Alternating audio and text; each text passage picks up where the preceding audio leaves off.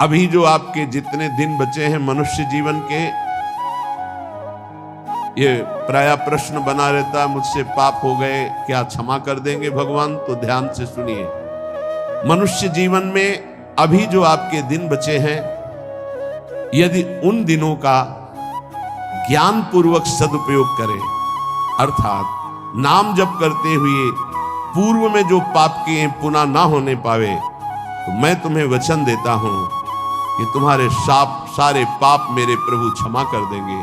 तुम्हें कोई भी पाप का दंड नहीं भोगना पड़ेगा। जितनी श्वासें अब बची हैं, जितना जीवन बचा है, अब ज्ञान पूर्वक व्यतीत कीजिए।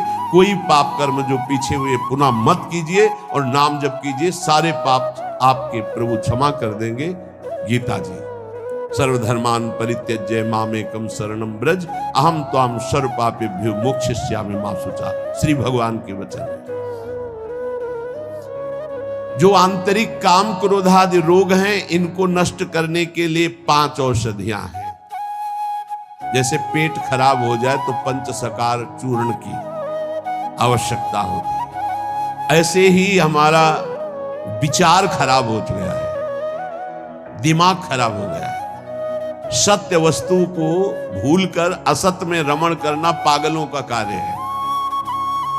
वो सत्य मार्ग के पथिकों को पागल समझते हैं और सत्य मार्ग के पथिक उनको समझ रहे हैं कि इतना कीमती जीवन तुम व्यर्थ में नष्ट कर रहे हो।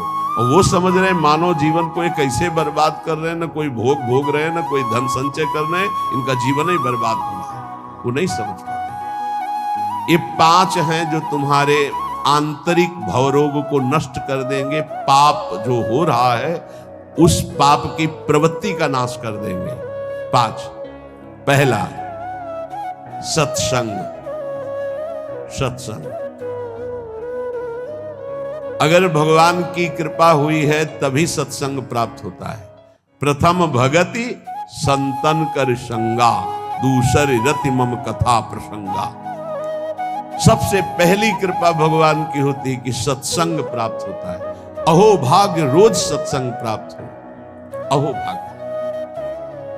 जिस दिन होता कि आज पूज्य श्री मथुरादास जी कथा करने नहीं आएंगे, उनका स्वास्थ्य खराब है, या आज उनकी निर्जला एकादशी है, उस दिन ऐसा लगता है जैसे वज्रपात हो गया कि आज महापुरुषों के चरित्र सुनने को नहीं मिलेंगे। जो महापुरुषों से सत्संग प्राप्त, वो फिर और जैसे रबड़ी पाने के बाद गुड़ का सीढ़ा चाटने की इच्छा नहीं होगी। यद्यपि वो भी मीठा होता है, वो भी पवित्र गन्ने के रस से बनता है, पर नहीं, जो रसमलाई पा चुके हैं ना, उनको फिर गुड़ का स्वाद नहीं आएगा। ऐसे ही जो सच्चिदानंद में डूबे हुए महापुरुषों के वचनों को श्रवणेंद्रिय से पान कर लिए ना, फिर वो केवल शाब्दिक प्रवचन में उसका श्रवणेंद्रिय स्वाद नहीं ले पाएगी। उसको चाहिए अनुभवी, क्योंकि उतने गरु वचन सुन लिए तो अब फिर और नहीं। अगर भगवत प्राप्त महापुरुष का सत्संग सुन लिया तो इन कानों की इतनी गरु स्थिति हो जाएगी कि वो हल्का शब्द सुन ही नहीं सकते। वो खुद अपने आप उनको लगने बंद कर रहा है। वो कान इतने बड़े व्यसनी हो चुके हैं भगवदानंद के कि बिना भगवदानंद प्राप्त हुए महापुरुष के वचन उसे अच्छे ही नहीं लगेंगे। जब द्रवै दीन दयालु राघव तो साधु संगति पाइए। पहला है आंतरिक रोगों के नाश करने का उपाय सत्संग। जिसे सत्संग मिल गया, बड़ी भारी विजय प्राप्त करने का अवसर मिल गया। रोज सत्संग में असत विकारों के प्रति हे भाव और भगवान की प्राप्ति के लिए उत्साह पैदा होता है, रोज जो सत्संग सुनते हैं। दूसरा, पहला सत्संग, दूसरा स्वाध्याय। जो हमारे आचार्य की वाणी है, जो गुरुदेव ने आदेश किया, जिन ग्रंथों का स्वाध्याय करने के लिए उन्हीं ग्रंथों का स्वाध्याय करना चाहिए। स्वाध्याय का मतलब नहीं कि कुछ भी स्वाध्याय करो, नहीं, गुरुदेव के अनुसार शास्त्र स्वाध्याय करना चाहिए, जो गुरुदेव आदेश कर रहे हैं। जो आचार्य वाणी है, जो हमारी उपासना में हमको पुष्ट कर सकते हैं, वही स्वाध्याय करना चाहिए। तीसरा है आहार, स्वल्पाहार, सत्संग, स्वाध्याय, स्वल्पाहार। आहार का बहुत बड़ा रोल है जीवन के उत्थान में। भगवान शंकराचार्य जी ने भी साधन पंचक लिखा है, उसके एक एक शब्द का आगे श्लोक तो बहुत बड़े। वेदो नित्यम अधीयताम संगा सत्सु विधीयताम महावाक्यार्थस्य विचारिताम क्षुद्र व्याधि चिकित्सताम एकांते सुखमास्यताम। 5 बातें, इन्हीं का विस्तार वर्णन किया। वेदो नित्य मधीयताम, नित्य शास्त्रों का स्वाध्याय होना चाहिए। संगा सत्सु विधीयताम, भगवत प्राप्त महापुरुषों का संग होना चाहिए। महावाक्यार्थस्य विचारताम, उनके द्वारा जो बोले गए वचन हैं उनको विचार करके चिंतन के द्वारा अपनी स्थिति बनानी चाहिए। चौथा अपने आप कहा, जो इसमें तीसरे में स्वल्पाहार है, उसमें कहा क्षुद्र व्याधि चिकित्सताम, क्षुधा रूपी व्याधि की चिकित्सा करे। भिक्षान्नम औषधम, जैसे व्याधि की औषधि के द्वारा, तो क्षुधा रूपी व्याधि की भिक्षान्न के द्वारा विरक्त और धर्म के द्वारा कमाए हुए अन्न से ग्रस्त, वो भी स्वल्पाहारम, भूख से कम। बहुत बड़ा इसमें योग है, आप अच्छे से समझ लीजिए। आप समझते हैं अधिक पाने से आप बलवान होंगे, बिल्कुल भूल है आपकी, ये भूल बहुत बड़ी है। अल्पाहार करने से जीवनी शक्ति बहुत प्रबल होती है। जितना आप भजन में उन्मत्त होने वाले महापुरुषों को देखेंगे, वो अल्पाहार करने वाले होंगे। अधिक आहार करने में प्रमाद स्थिति बढ़ती, तमोगुण बढ़ता है। ये रहस्य जान लीजिए। अल्पाहार करोगे आप में बहुत तेज बना रहेगा, आप में जीवनी शक्ति। जो अधिक पा लेते पूरी शक्ति पचाने में लगती, तो भजन आदि में नहीं, प्रमाद स्थिति रहती है। चौथा जो उसमें लिखा है एकांते सुखमास्यताम, इसमें लिखा है रात्रि के चौथे प्रहर में भागवती क्रियाओं का अनुष्ठान करना चाहिए। ध्यान है, नाम जप है, तो अपने यहाँ तो ऐसी बढ़िया दिनचर्या है कि आपको अनुष्ठान करने की जरूरत नहीं, सम्मिलित होने की जरूरत है। सुबह 2 बजे से दर्शन करते हुए सबके, फिर यहाँ सत्संग, नाम कीर्तन हो रहा है, फिर सत्संग हो रहा है, कितना मंगलमय है। अभी 5:10 है। सौभाग्य है कि आप कब से बैठे हैं और यहाँ किसी की नींद भी नहीं खुली होगी अभी।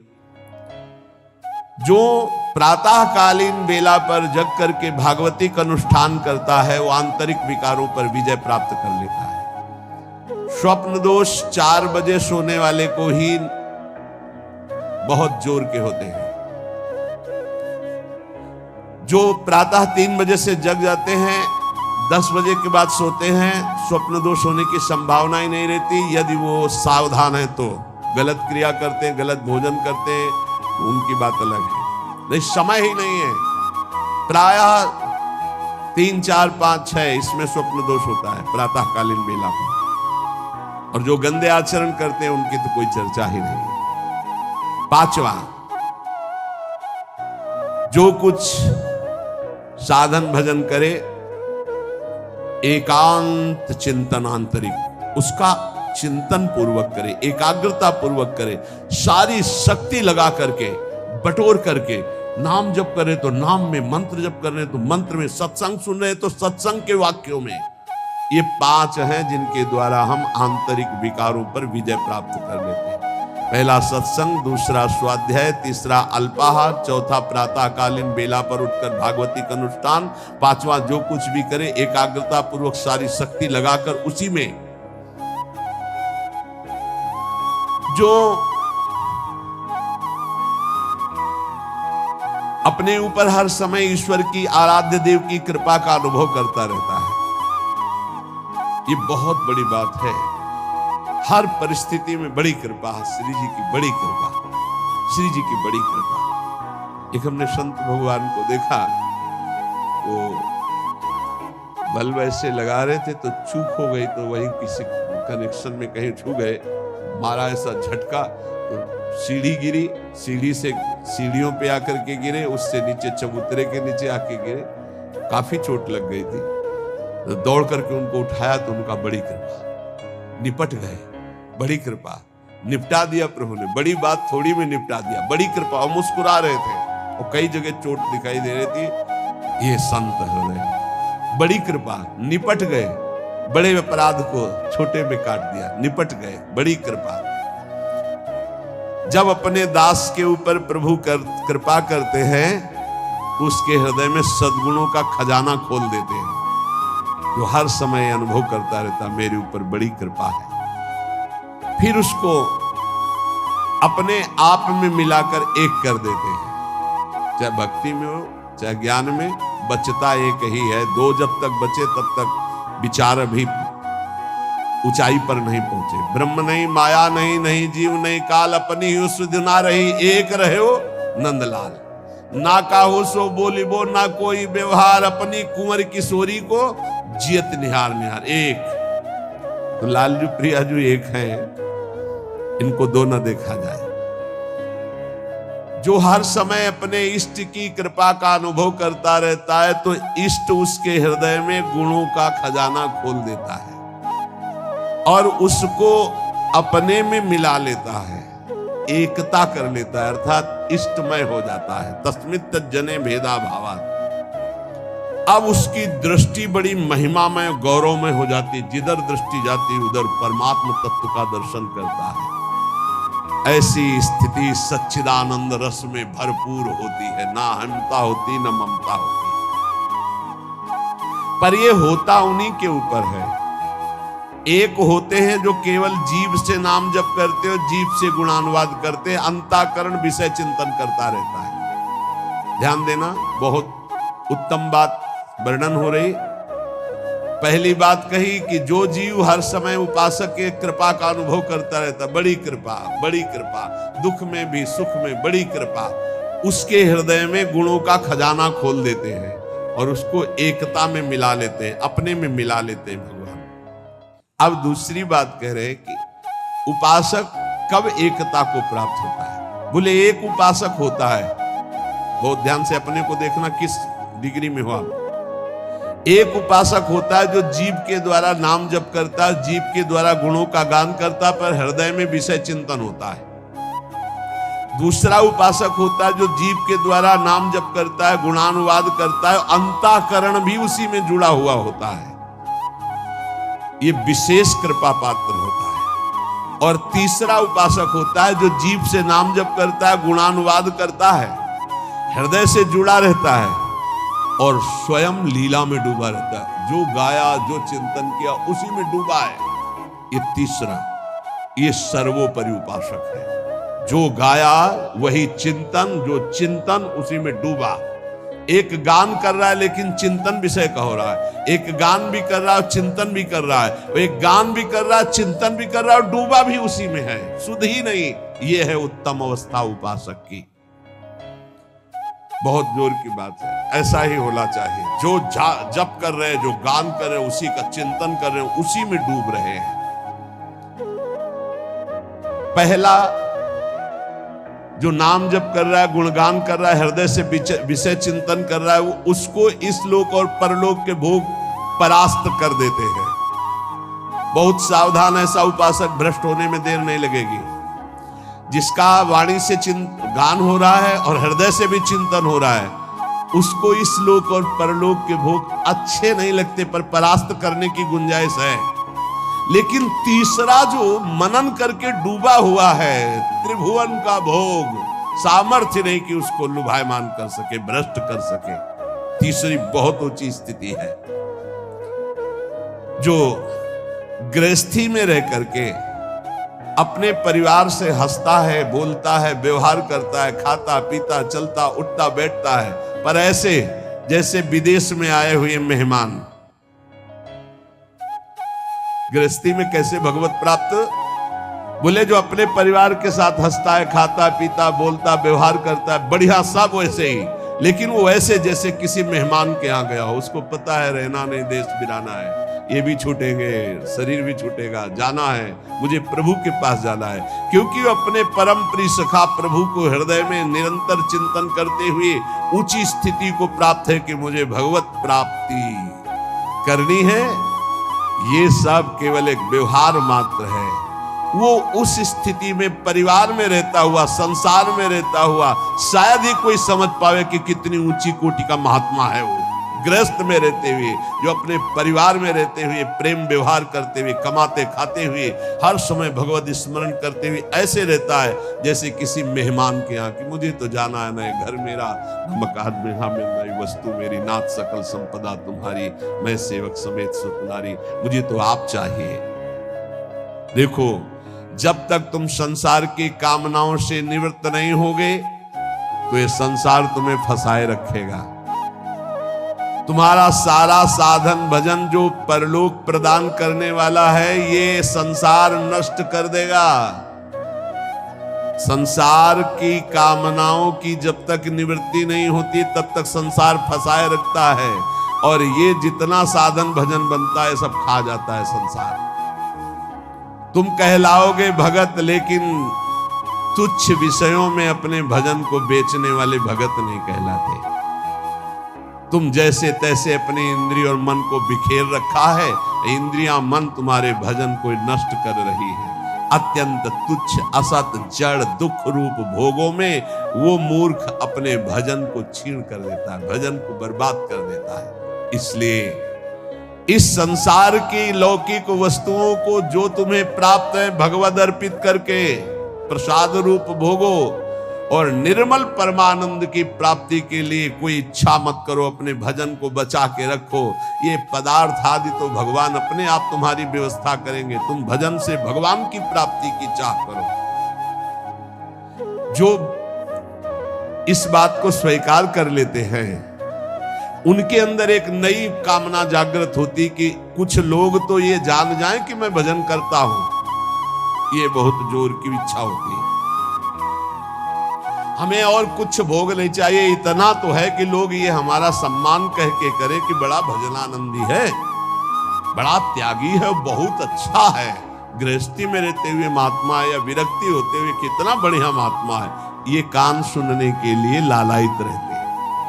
लोग मेरी योग्यता को जाने कि मैं कितना अच्छा हूं, ऐसी इच्छा जो करता है तो इच्छा करते ही वो परम पद का अधिकार खो देता है। समझ लो, लोगों में जानकारी फैलाने की इच्छा मतलब संसार में सतबुद्धि, मतलब प्रतिष्ठा कीर्ति की चाह, मतलब भगवत प्राप्ति की योग्यता खो देना। ये तीन बातें बड़ी दुर्लभ हैं। निर्धनता में भी दूसरों की सेवा करने का, दान देने का उत्साह, एकांत में पापाचरण ना करने की दृढ़ भावना, ये बहुत कठिन बातें, बहुत कठिन बातें। निर्धनता में भी दान देने का, दूसरों की सेवा करने का उत्साह, एकांत में कभी पाप ना करने की दृढ़ भावना, और जिससे भय लगता है ऐसा कभी कोई वचन, आचरण, संकल्प मन में ही ना आने पावे। भय लगता है पाप कर्म से, पाप कर्म ही भय प्रदान करता है। तो पाप कर्म से कैसे निवृत्त हो, क्रम बाय क्रम वर्णन कर रहे हैं। तो जो पाखंडी लोग हैं इनका संग का त्याग कर दे। पाप निवृत्ति के लक्षण, पाप तुमसे बनेंगे ही नहीं। पाखंडी लोगों से दूर रहना, खुली बात कह रहे हैं। महापुरुषों के वचन, किसी से कोई लेना देना नहीं रहता, इसलिए मस्ती से बोलते हैं। पाखंड कहते हैं पाप के खंड को। पाप जो ऊपर से सदाचरण का वेश धारण किए हुए हैं और अंदर से पापाचरण करते हैं। बहुत ही लुभावना पाखंड होता है। लुभावना आप देख के समझ ही नहीं सकते। हमारी योग्यता ऐसी नहीं हो, हम अपनी योग्यता दिखाते हैं तो पाखंड एकदम भी कहा जाता है। इससे पाप की प्रवृत्ति होती है। पाखंड से बचे और पाखंडी लोगों से बचे, खुली बातें हैं। जो असत्य में भोग सुख प्राप्त करना चाहता है वो पाप किए बिना रह नहीं सकता। ऐसे पाप का आचरण करने वालों का संग बिल्कुल नहीं करना चाहिए। अहंकार पापों की रति प्रदान करता है, इसलिए अहंकारी का संग नहीं करना चाहिए, अहंकार का संग नहीं करना चाहिए। पाखंड नहीं धारण करना चाहिए, पाखंडियों का संग नहीं करना चाहिए। असत्य के भोग की लालसा पाप करवाती है और असत्य के भोगों में रत पापियों का संग नहीं करना चाहिए। अहंकार ही भोगों में रत कराता है, इसलिए अहंकार नहीं अंदर आने देना चाहिए और अहंकारियों का संग नहीं करना चाहिए। प्रभु की ओर अग्रसर होने वाले जितने साधक हैं उनको सावधान रहना चाहिए ऐसे अहंकारी असत भोगों में लगे हुए पाखंडियों से। कल्याण के मार्ग पर चलना है तो अधर्म और अनीति और पाप कर्म छोड़ने की दृढ़ प्रतिज्ञा करनी होगी। अगर हम सावधानी से नहीं संग करेंगे तो बहुत ही पाखंड का बोलबाला है, आप ऐसा ना समझ लें। कलिकाल है, ये मन चले लोग जो भगवान की प्राप्ति का कोई मार्ग ही नहीं जानते, जिसकी बातचीत में थोड़ा भी लोभ दिखाई दे, जिसकी बातचीत में थोड़ा भी काम आदि दोष का लक्षण दिखाई दे, कभी संयोग नहीं करना चाहिए, चाहे जितना बड़ा कोई हो, दूरी बना के रखनी चाहिए। इसीलिए पहला शब्द लिखा है पाप की निवृत्ति के लक्षण, तो बोले पाखंड और पाखंडी लोगों के संग का त्याग कर देना चाहिए। दूसरा, असत्य भोगों में जिनकी रति है उस असत्य भोग और असत्य भोगों में रति करने वाले का त्याग कर देना चाहिए। तीसरा, अहंकार और अहंकार की वृत्तियों में फंसे हुए लोगों का इनका त्याग कर देना चाहिए। जिसको कल्याण मार्ग में चलना है, अधर्म अनीति और पाप कर्म छोड़ने की दृढ़ प्रतिज्ञा करनी चाहिए। जो पीछे पाप हो गए हैं वो इसी प्रतिज्ञा से भस्म हो जाते हैं। कभी भी ये नकारात्मक भाव रखने वालों का संग करने वाला सकारात्मक भाव में आगे नहीं बढ़ सकता है, इसलिए बहुत सावधान रहना चाहिए। जो सांसारिक मान बढ़ाई कीर्ति परिस्थिति वस्तु रुपया आश्रम इनकी प्राप्ति की चाह रखता है, वो कभी भगवान की प्राप्ति की चाह करने वाला हो ही नहीं सकता है। जो त्याग की हुई वस्तुओं का पुनः भोग करता है वो श्वान के समान होता है, वो साधु नहीं होता है। श्वान समझते, सम्मान शब्द सूचक श्वान है, नहीं उसको कुत्ता कहते हैं। बमन को कौन खाता है? कुत्ता। तो रमा बिलास राम अनुरागी तजत बमन जिम जन बड़ भागी। बमन के समान भगवान के भक्त संपूर्ण भोगों का त्याग कर देते, तो वमन के समान त्यागे हुए भोगों को पाने वाला स्वान कहा जाता है। भक्त भगवत प्रसाद पाता है और जीवन को भगवत प्रसाद में करता है।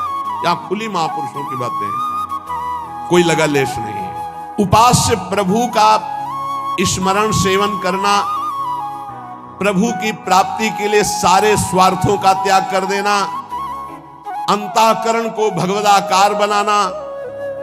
कोई भी जीवन में ऐसा आचरण ना हो जो संतों ने ना किया, वो कभी आचरण नहीं होना चाहिए जो संतों ने कभी नहीं किया।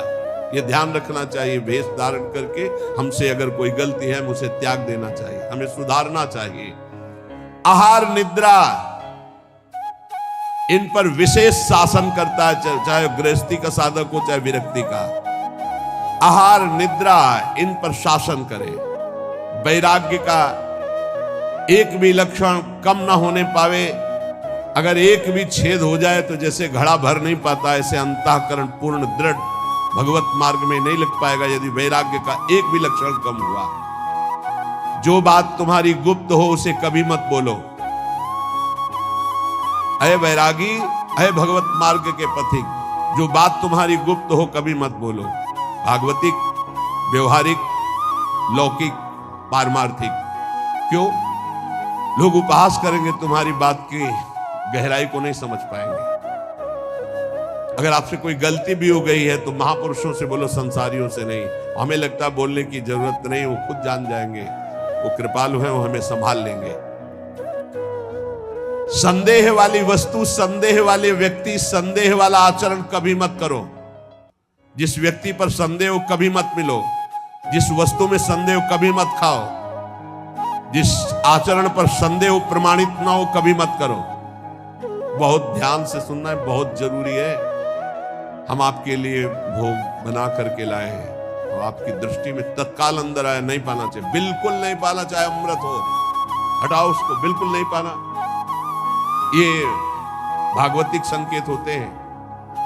जिस व्यक्ति के मिलने में संदेह लगे, ये हमें कम समझ में आया, कभी नहीं मिलना चाहिए। जिस वस्तु में संदेह हो जाए कभी नहीं पाना चाहिए, जिस क्रिया में संदेह हो जाए कभी नहीं करना चाहिए। भगवत मार्ग के पथिक को जो बात अपनी गुप्त हो उसे कभी प्रकाशित नहीं करना चाहिए। भविष्य की चिंता भक्त नहीं करता। अगर भविष्य की चिंता कल क्या होगा तो तुम शरणागति में कलंक हो। लाभ और हानि ये हमारे सामने कोई मान्यता नहीं रखते। इसमें हम प्रभु के विधान को देखकर प्रसन्न होते हैं। दूसरे की चर्चा कभी मत छेड़ो, दूसरे की बात मत करो। हर समय प्रसन्न रहो, ध्यानस्थ रहो। रजोगुणी तमोगुणी भोजन चाहे जितना सुंदर दिखाई दे कभी मत पाओ। रजोगुणी तमोगुणी लोग चाहे जितना सुंदर व्यवहार करें कभी सहवास मत करो, इनका दूर रहो। ये महापुरुषों के वचन है। यदि तुम्हारे पास कोई भोग सामग्री संग्रह हो गई है तो वो तुम्हारे धर्म के सेवन के लिए, दूसरों के हित के लिए, तुम्हारे भोग के लिए नहीं है। ये ओछी प्रवृत्तियों वाले पर संदेह वृत्ति रखो। गलत आचरण करने वाले, ओछा बात बोलने वाले, उन पर कभी प्रियता नहीं रखनी चाहिए। बहुत बड़ी हानि होती है, पक्का समझ लें, बहुत बड़ी हानि होती है।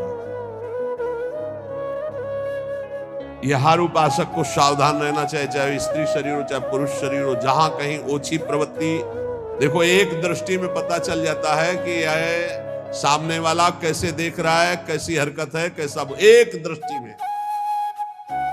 भगवान ने इतना ज्ञान तो सबको दिया है कि 1 मिनट में, एक दृष्टि में फाइनल हो जाएगा कि आदमी संग करने लायक है या नहीं लायक है। या ये चाहे कोई भी हो, एक दृष्टि में पता चल जाता है।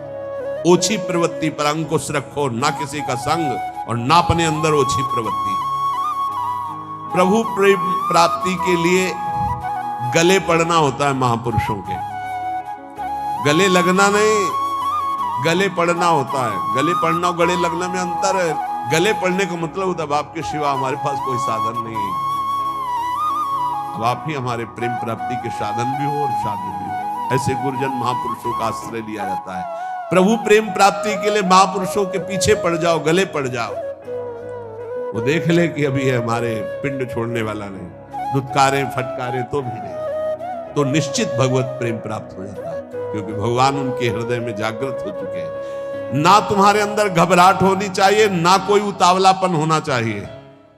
धैर्य, सात्विकता का अनुसरण करने वाला, भगवत दर्शन की अभिलाषा रखने वाला बड़ा गंभीर स्वभाव का होता है, बड़ा धैर्यवान होता है। जल्दी उसके धैर्य को कोई तोड़ नहीं सकता। ऐसे ही साधक को परम सिद्धावस्था की प्राप्ति होती है।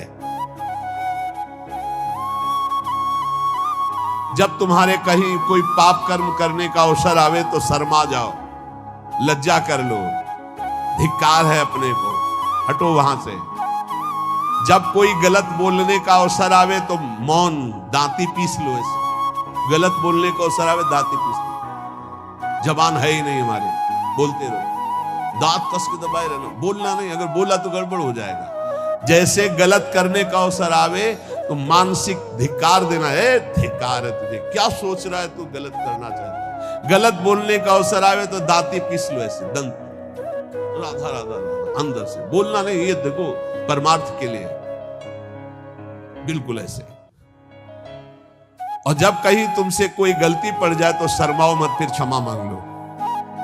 राधा गलती हो गई हमसे, आगे से गलती, उसे क्षमा कहते हैं, अंदर से प्रायश्चित करते। तो जिस कार्य करने में तुम्हें लज्जा लगे वैसा कार्य मत करो, वैसे विचार मत करो। जो 3 को बस में रखता है वो साधु, नेत्र कान जीभ, जनेंद्रिय अपने आप बस में हो जाएगी। नेत्रों को बस में रखो, जबान को बस में रखो, कान को बस में रखो। 3 का बहुत बड़ा योगदान है। जबान खूब अच्छे अच्छे पदार्थ खाएगी, खूब उल्टा सीधा बोलेगी, कान उल्टा सीधा सुनेंगे, वो नेत्र उल्टा सीधा देखेंगे तो आचरण उल्टे सीधे होंगे। इनको संभालो। 3 रसना, श्रवणेन्द्रिय और रसेंद्रिय। रसना कटो जो अन्न रटो, निरख अन्न फुटो ने नेत्रेंद्रिय, और श्रवण फुटो कान। नेत्र कान जीभ 3 को जो सुधार लेता है वो साधु हो जाता है। 100 समाधि और श्मशान, इनमें सा है। अगर समाधि को प्राप्त नहीं हुए तो 100 और स्मशान आराम से आपको मिल जाएंगे। मानव जीवन समाधि प्राप्त करने के लिए, समाधि जिसकी बुद्धि समता में युक्त होकर, बड़ा आनंद का विषय है। जैसे स्वप्न में चले गए ना, ऐसे लीला में चले जाओगे, बड़ा आनंद का विषय। मान लो हमारी बात, स्वप्न तो स्वप्न ही है, लीला तो फिर बहुत आनंद। बस आखिरी फल है वृंदावन का, लीला में प्रवेश हो जाना, लीला पात्र बन जाना। बहुत जल्दी लाभ मिलता है वृंदावन में। मैं कौन हूं, मेरा क्या कर्तव्य है, मैं क्यों जन्म लिया हूं, इसी की जानकारी करने के लिए रोज सत्संग हो रहा है। हम भगवान के हैं, हमारा लक्ष्य भगवत प्राप्ति, या हम भगवत स्वरूप है, हमारा लक्ष्य भगवत स्वरूप में स्थित हो जाना। बस इतनी प्रार्थना है कि कोई भी मनमानी आचरण मत करो। आप स्वतंत्र नहीं हो, आप दो जगह से परतंत्र हो। यदि शास्त्र आज्ञा और संत आज्ञा की परतंत्रता स्वीकार करोगे तो माया मुक्त हो जाओगे। यदि मनमानी आचरण करोगे तो ये माया तुम्हें परतंत्र बना के रौंद देगी। इसलिए शास्त्र के अनुसार भोग लगाओ, शास्त्र के अनुसार पाओ, शास्त्र के अनुसार जियो, शास्त्र के अनुसार कर्तव्य कर्म करो। श्री राधा वल्लभ लाल की।